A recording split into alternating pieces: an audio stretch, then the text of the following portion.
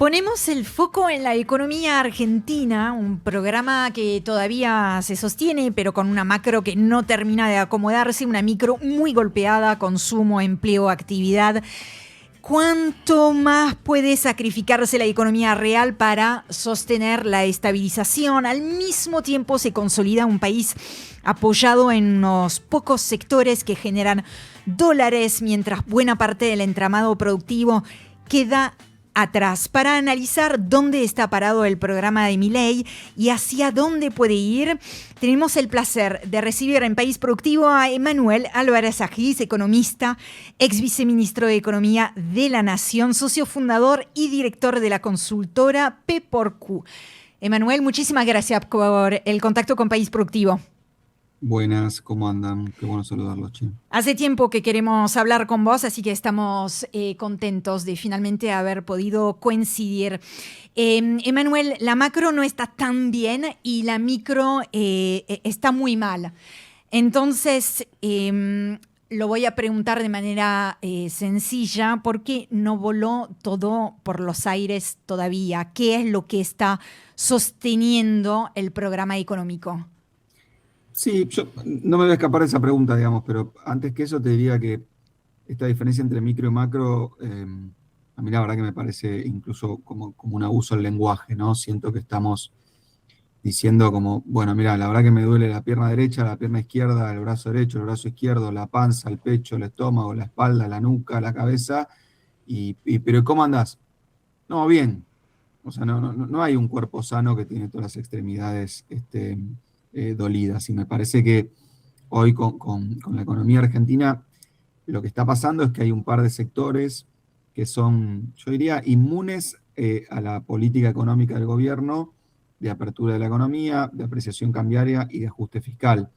Y esos sectores se encuentran, hoy lo volvimos a ver con los últimos números de intercambio comercial, además con un mundo que por suerte es muy bueno para Argentina, sobre todo en materia de precios de energía, que nos está dando una muy buena noticia. El resto del corazón de la economía argentina, que tiene que ver, y es así en cualquier país de ingreso medio o alto, que tiene que ver con la industria, con el comercio, con la construcción, los números son francamente muy malos. Em, ¿Por qué eso no genera otro tipo de conflictividad, que era tu pregunta original? Bueno, creo que porque lo que pasa es que hay distintos tipos de crisis o de situaciones macroeconómicas que resultan a las claras insatisfactorias. Hay esas donde vos todos los días ves, digamos, en el tablero de la macro, que la cosa anda muy mal. Y esas son las típicas crisis que los argentinos podemos recordar cuando o el riesgo país vuela, o el dólar vuela, o la inflación vuela, y entonces uno dice, bueno, che, ahí tengo un termómetro que me dice que está todo muy mal. Este tipo de crisis que tiene que ver más con una crisis de la economía real, de la producción, del empleo, de la calidad del empleo, del mercado de trabajo, suelen ser crisis de mucha más larga duración y también, sobre todo, mucho más angustiosas porque lo que le pasa al que se queda sin empleo o a la compañía que se concursa o que tiene que cerrar es que al otro día tiene que procurarse algún tipo de ingreso para seguir adelante. Entonces me parece que te diría que estamos todos hasta como sobreocupados para quejarnos a nivel mercado de trabajo. Así que creo que un poco tiene que ver con eso. Cuando vos ves el riesgo país en 3.000 puntos básicos, bueno, es un accidente esperando ocurrir. Cuando vos ves, como el último dato de mayo, que destruimos 7.000 empleos, 9.000 de los cuales, además, el sector privado fueron 9.000, ¿no? Compensamos un poquito con monotributo, como viene ocurriendo, y adentro de eso la industria te rompe 3.000 empleos, ya casi 3 años de nuevo régimen macroeconómico, o sea, uno no puede decir son los dolores de parto, o sea, ya esto es el modelo funcionando en su plenitud. Eh, bueno, me parece que esos números te dan las dos respuestas de por qué no hay más quejas, porque la gente tiene que al otro día procurarse un ingreso para poder seguir adelante con sus vidas. Eh, y la macro, no, la verdad que la economía argentina anda mal y hay un par de sectores que se salvan, no al revés. Pese a todo y a los malos indicadores, el gobierno viene ratificando una y otra vez el rumbo que ha decidido. Me pregunto, ¿el equilibrio fiscal, que fue el caballito de batalla de este gobierno, sigue siendo una herramienta para supuestamente ordenar la economía o ya el gobierno está simplemente encerrado en su propio dogma? A mí me parece que hay algunas señales de encerrona que se manifiestan a las claras cuando vos ves que la política económica tiene el mismo sesgo y que cada vez dosis más altas del mismo tipo de política generan efectos pequeños, digamos, cada vez más pequeños. Eh, ¿A dónde voy? Es la segunda vez que el gobierno reconfigura eh, la ley de inocencia fiscal. La primera no funcionó, intentan más fuerte. Eh, Hoy por hoy estamos en una dinámica donde yo francamente siento que tengo que discutir si el agua moja. A ver, ¿a dónde voy? Hay una política de ajuste fiscal y ajuste monetario. Al otro día nos damos cuenta que la actividad económica cae, como acaba de publicarse los datos, que en el segundo trimestre estamos casi 1% abajo que en el primer trimestre. Y nos sorprendemos. Bueno, si la política fiscal tira la economía para atrás, si la política monetaria tira la economía para atrás, lo único que puede esperar un alumno de economía de primer año es que la actividad caiga, como ocurre. Eh, a ver, frenamos el dólar en 1.500 con una inflación que corre al 30% anual. Y empezamos a ver señales de suba de riesgo país, presión al alza en las tasas de interés, un banco central que ya no puede comprar tantas reservas. Bueno, ¿qué nos sorprende? La Ujú. verdad que si uno clava el tipo de cambio en 1.500 y la inflación sigue corriendo al 30 anual, en algún momento engendrás una crisis cambiaria. Entonces, yo francamente siento que estamos en una situación un poco casi paradojal. No sé si alguna vez se toparon con ese típico cuento de la lámpara de Aladino, donde alguno encuentra la lámpara de Aladino, la frota, sale un genio y uno dice, qué bueno, tengo 3 deseos. Y todas las reversiones de ese cuento son más o menos iguales. Uno le pide un deseo al genio y cuando el genio se lo cumple literalmente, le empieza a explicar al genio que no quería ser tan literal, ¿no? Por ejemplo, no sé, no me gusta estar acá, genio, llévame lejos. Y el genio te lleva a Júpiter. Vos decís, no, tan lejos no, quería otro lugar. Viste que esos cuentos empiezan a ser como un sketch donde hay que explicar al genio y el genio todo el tiempo te cumple un deseo que en realidad vos decís, no te lo tomes tan a pecho. Bueno, yo siento que la Argentina afrontó la lámpara de Aladino, salió Milei y le dijo, pedime un deseo. Y los argentinos dijeron, bajame la inflación. Y lo hizo, Mm. a cualquier costo. Y entonces empezamos a decir, pará, bajame la inflación, pero sin romper la actividad económica. ¿Se entiende? Creo que estamos Ujú. ahora en esa instancia donde le decimos al genio, no, sí, bajame la inflación, pero no al costo de que la actividad económica destruya 7.000 puestos de trabajo por mes. Porque entonces vamos a llegar a inflación cero en algún momento, ¿eh? La pregunta es cuánto vamos a llegar vivos para verlo, ese escenario de inflación cero. Y de vuelta, si le seguimos aplicando dosis de lo mismo, lo único que vamos a hacer es agudizar los problemas que estamos hablando y probablemente la inflación baje. O sea, seguimos a fuerza de ancla fiscal, de ancla cambiaria y ajuste fiscal, es muy probable que lleguemos a 0% de inflación. La pregunta que nos tenemos que hacer es con qué nivel de ingreso, con qué nivel de consumo, con qué tipo de mercado de trabajo, con qué nivel de desempleo y con qué nivel de destrucción del aparato productivo. Es más, ahí lo que te pregunto es porque el gobierno lo que plantea es que como que son incompatibles. A mí me da esa sensación, como que es incompatible que haya crecimiento del salario, que haya no sostener el esquema del dólar planchado, porque si no se dispara. Ellos mismos no están como en una encerrona y todos estamos metidos en eso, porque como que no le encuentran la solución al planteo. Mira, a mí me parece que hay una muy mala interacción entre la economía y la política, porque lamentablemente estamos en iba a decir un país, pero ya me animo a decir en un mundo eh, polarizado, donde lamentablemente todo se lee en clave de polarización. Entonces, a mí me da la sensación de que hoy por hoy y a mí me pasa muy seguido, uno hace una crítica a este programa macroeconómico y enseguida el reflejo es, bueno, ¿y qué querías? ¿Inflación de 200% con tal de tener un poquito más de actividad económica y de consumo? Y ahí les quiero decir algo desde el punto de vista profesional, técnico. Los economistas tenemos herramientas un poco más sofisticadas como para ofrecerle a la población o el último año del frente de todos, 200% de inflación y un consumo y un empleo que avanzaba, o este año, 30% de inflación y un empleo que se destruye, compañías que cierran. O sea, hay formas de hacer las dos cosas al mismo tiempo. Esto es bajar la inflación al tiempo que la economía crece. Es más difícil, se requiere de mucha más pericia, se requiere de un programa. Ese programa tal vez tarde un poco en madurar y no te permita llegar a una elección de medio término con la economía espectacularmente bien. Tampoco es el caso de este gobierno, ¿no? Que llegó a una elección de medio término teniendo que ser rescatado dos veces, una por el FMI y otra por el Tesoro de los Estados Unidos. Pero la verdad que la posición cómoda de, como el anterior, fue un desastre en la inflación y fue relativamente bueno en el consumo. Yo ahora lo que ofrezco es un desastre en el consumo y algo relativamente bueno en la inflación. Yo, la verdad, es una trampa y una dicotomía en la que no pienso caer porque hace 25 años que estudio economía, 20 que la practico y sé que hay mejores formas de resolver estos problemas. Ya que hablaste de la mala relación entre economía y política, me pregunto, tengo varias pestañas abiertas, pero voy con esta primero.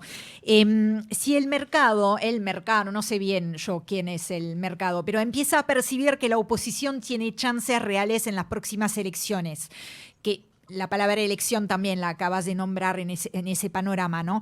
¿Qué podría pasar con las variables financieras en particular?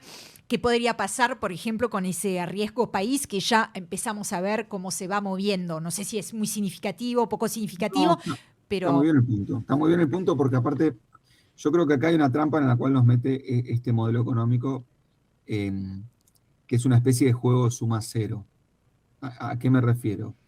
Hoy el mercado financiero, que básicamente el mercado financiero es un tenedor de un bono donde la República Argentina se comprometió a pagarle una plata que le tomó prestada en el futuro, no es más sofisticado que eso, es la suma de las opiniones y de las acciones y las decisiones que toman esos tenedores de bonos todos los días de 10 a 4 de la tarde.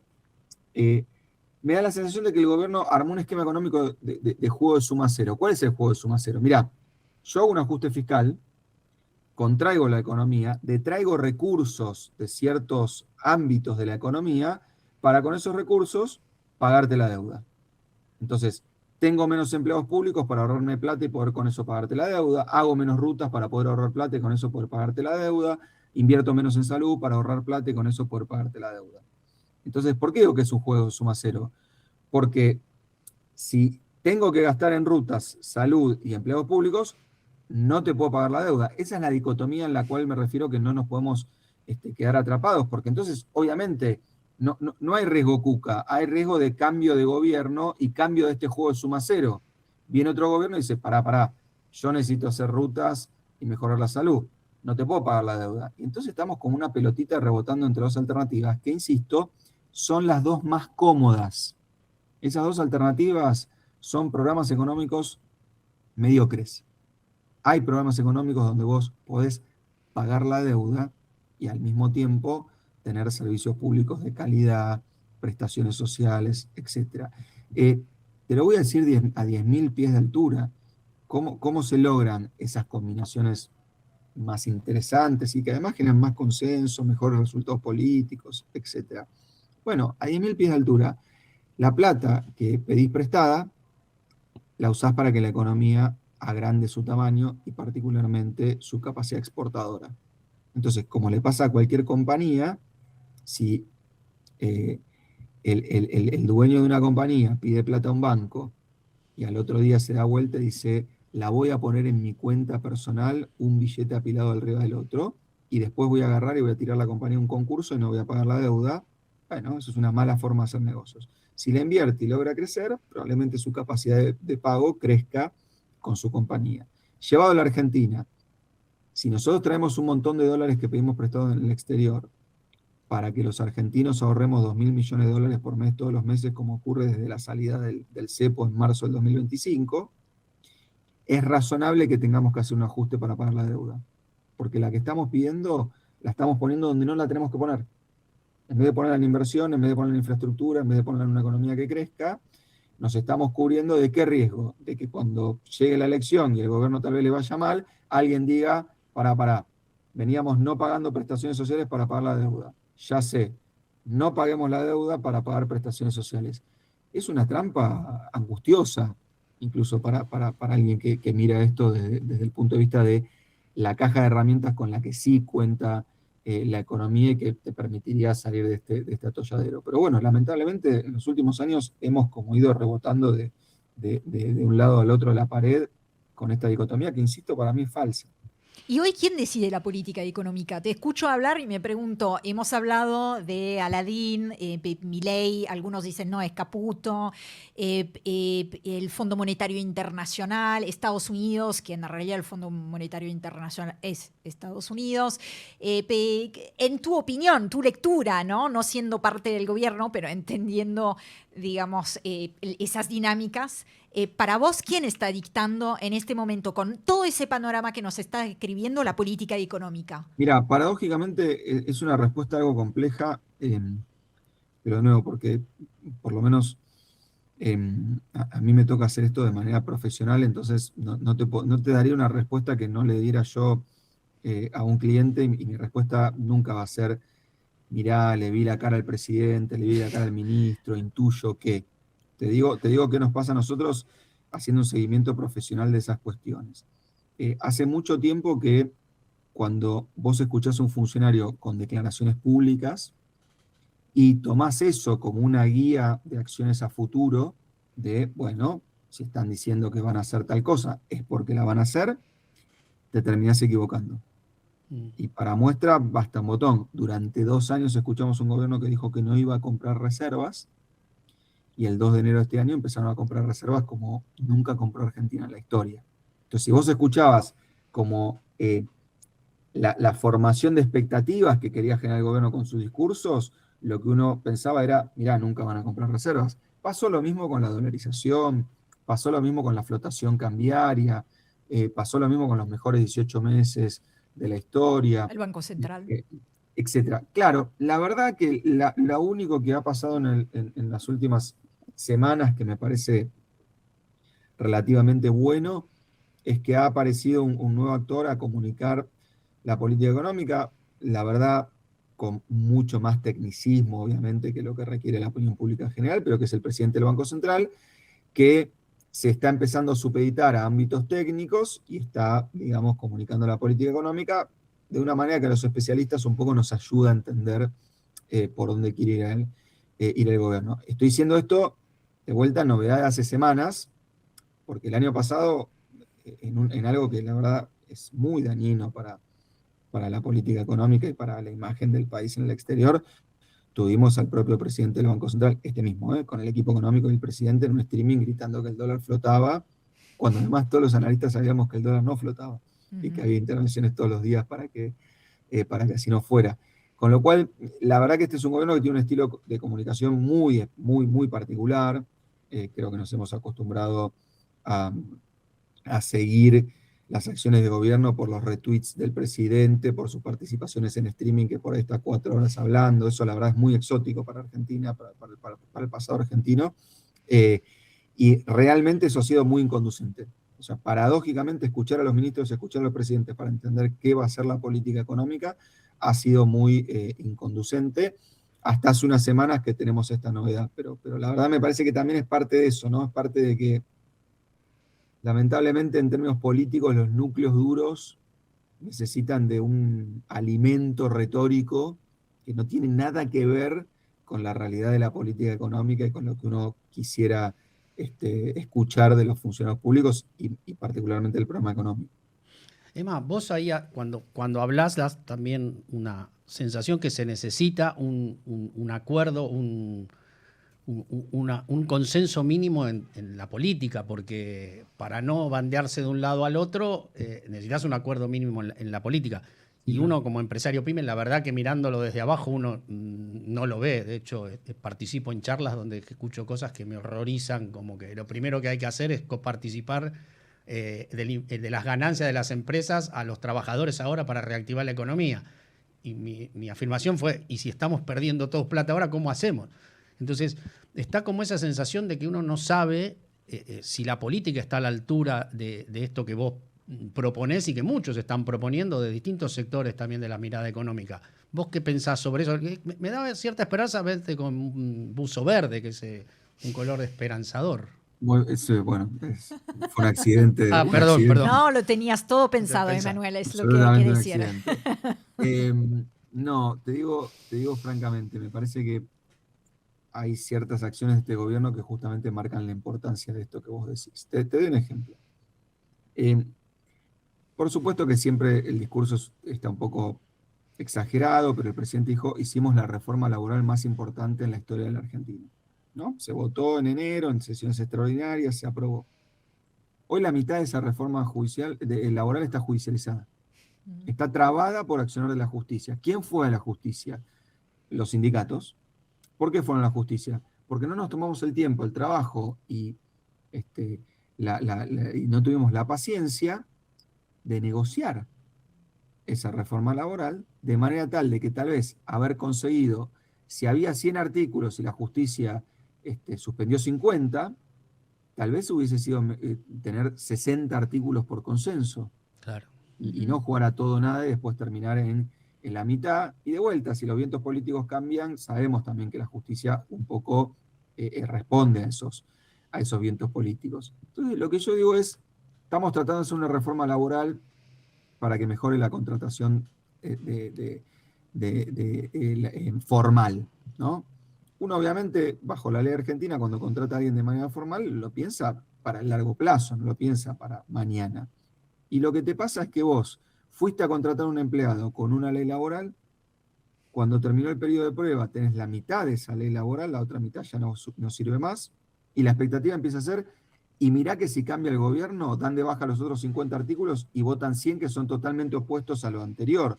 Entonces, ¿qué decisión de mediano plazo se puede tomar? Estoy haciendo caso omiso de si me gusta la reforma laboral, sí, claro. No me gusta, si creo que genera empleo, si creo que no genera, no importa, incluso como norma general para trabajar en la economía argentina, la verdad que hacer las cosas a los topetazos no funciona para cambiar la velocidad crucero a la que va esta economía. Y lo mismo pasa en el frente financiero. Si cada candidato que tiene posibilidades de gobernar la Argentina dice que la deuda que emitió el gobierno anterior es impagable, como nos viene pasando hace 3 gobiernos, no uno, digamos, 3 gobiernos, bueno, como me dijo una vez un inversor, yo siento que en Argentina le tengo que prestar a un presidente, no al país.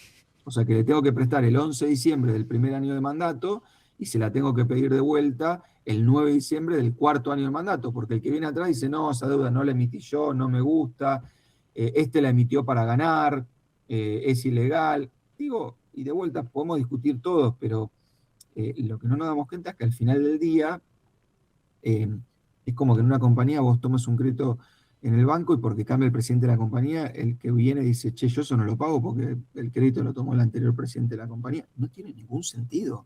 Nadie hace negocios de esa manera. Insisto, tal vez es muy bueno para ganar elecciones. Tal vez estos discursos inflamados son muy buenos para ganar elecciones.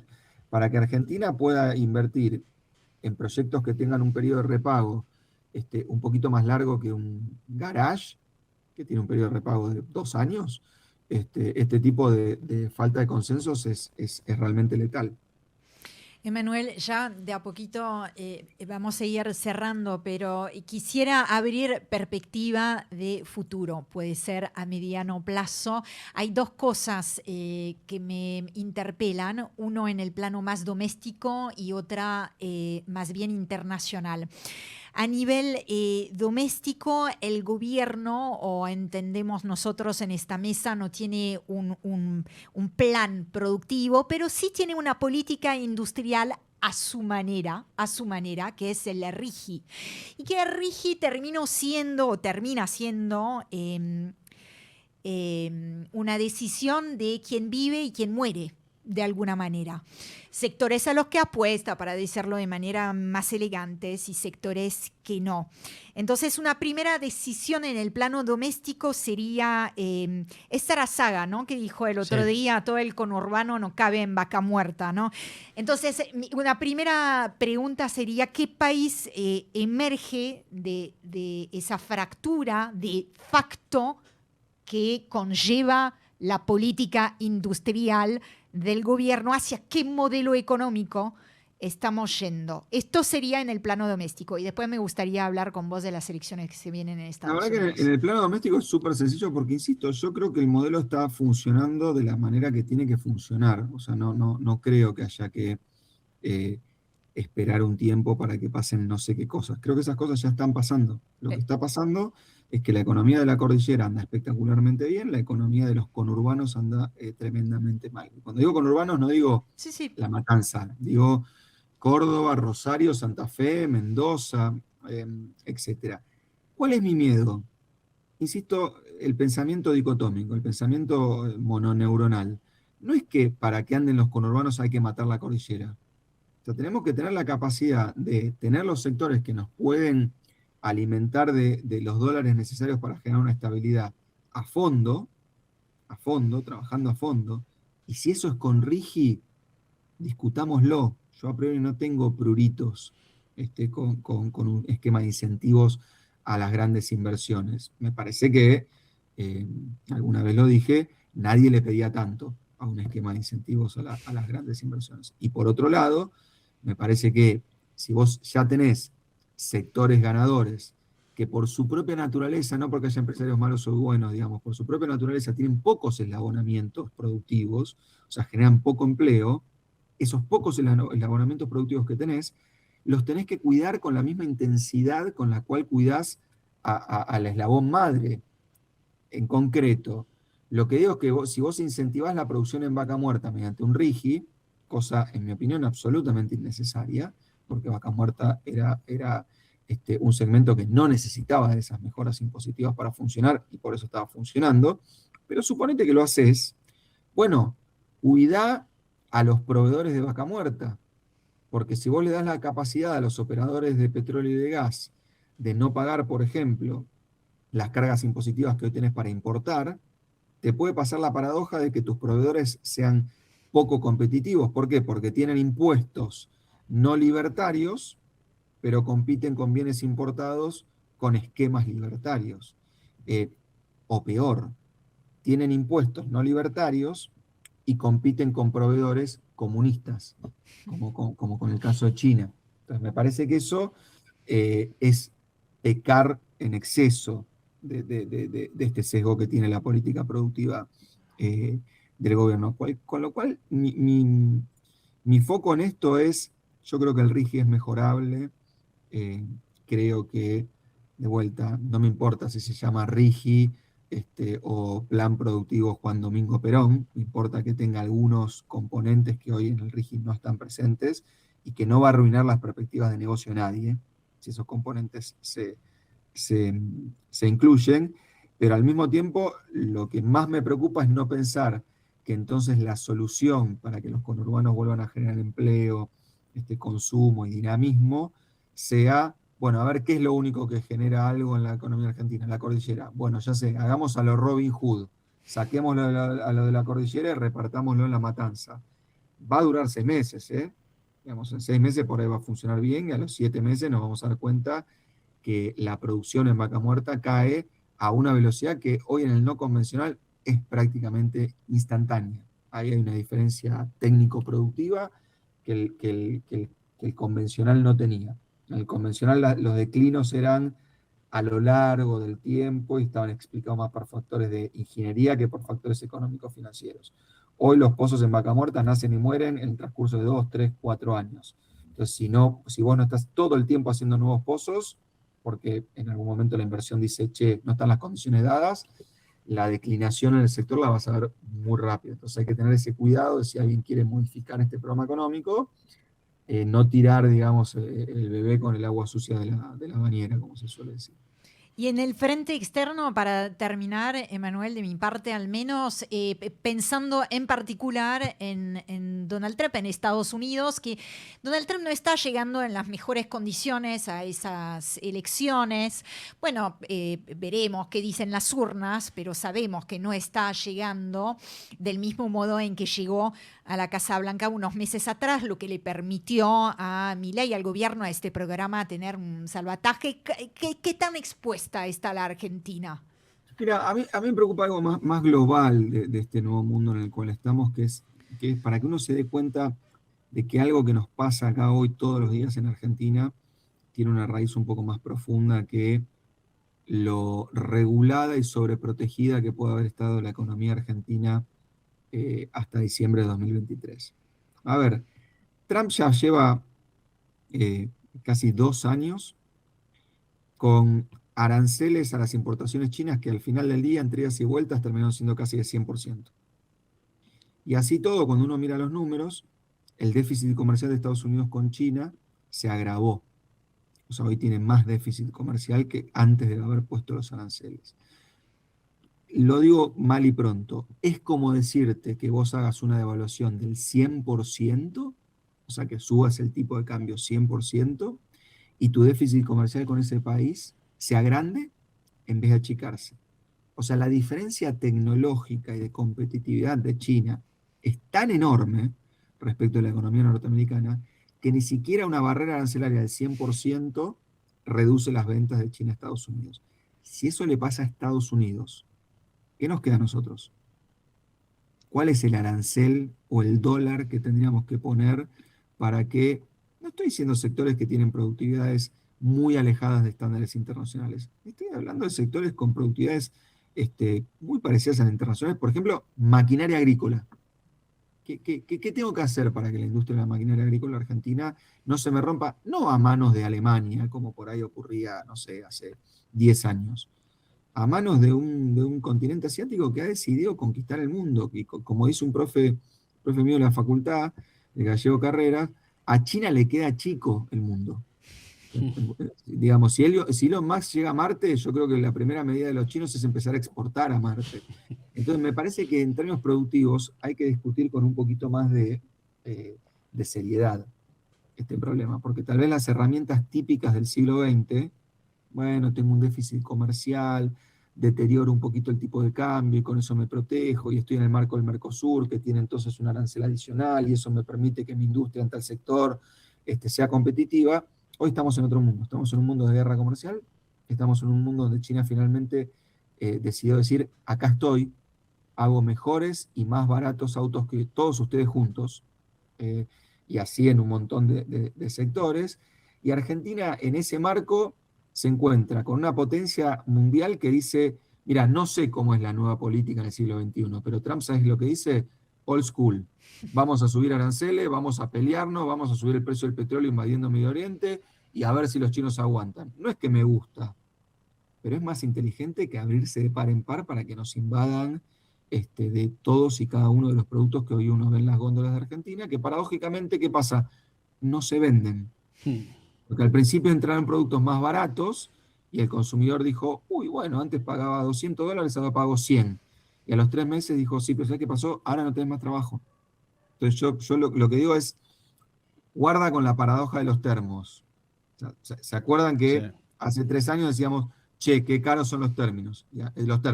Y había otro que decía, sí, pero ¿cuántos empleos que genera la industria del termo? Entonces, hace un año dijimos, che, por fin, qué barato que son los termos ahora. Y otro empezó a decir, sí, pero ahora no hay más empleo en la industria de los termos. Entonces, nos vamos a bandear entre estas dos puntas que, insisto, ninguna es sana, porque la gente no puede pagar un termo como si fuera un Rolex, pero tampoco podemos destruir todas las industrias que tenemos y quedarnos importando todo lo que sea más barato desde el continente asiático, que es básicamente todo. Todo lo que hace hoy un Sí, argentino, no hay nada. en Asia se consigue mucho más, mucho más barato puesto en aduana. Entonces me parece que requiere una discusión un poco más profunda que la que estamos viendo, lamentablemente. Emanuel, gracias. Gracias a ustedes, che, un gusto verlos. Cuídense. Un abrazo. Igualmente. Emanuel Álvarez Agis con nosotros acá en País Productivo. Hace tiempo que teníamos ganas de charlar con él, ex viceministro de Economía de la Nación, también socio fundador y director de la consultora P por Q. Nos volvemos a encontrar en instantes para despedirnos.